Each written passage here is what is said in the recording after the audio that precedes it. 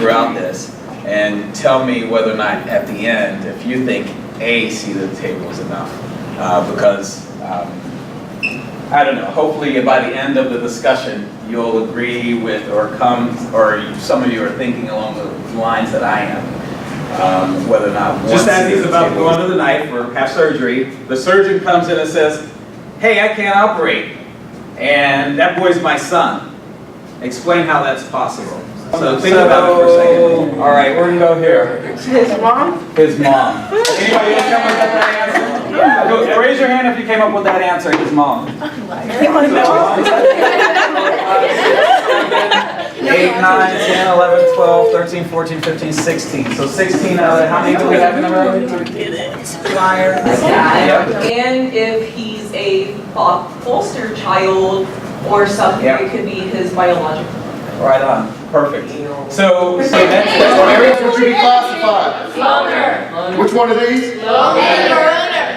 Anger. What else? Loner. Loneliness. Right? And this is what she's talking about. Hold up. Wait a minute. What about the guy that was rejected?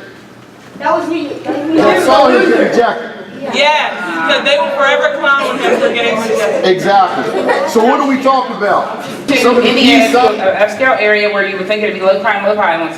And I'm doing this seminar today on school shootings and school violence. And on the way here at 9:45 this morning, I got a text that said, due to the situation in the schools in Noblesville, the Westfield Police Department is going to increase presence around all of the schools in the district. So it doesn't discriminate, and it can happen at your school. So you shouldn't be relaxed. You shouldn't get relaxed. You shouldn't become numb to it. You need to remain vigilant because you don't know. You don't know. So I've passed out some yellow papers to everybody. So I want you all to open up your papers. And and the question was, who's the shooter? In our group, who's the shooter? Anyone. Does anybody have a paper that says shooter on it?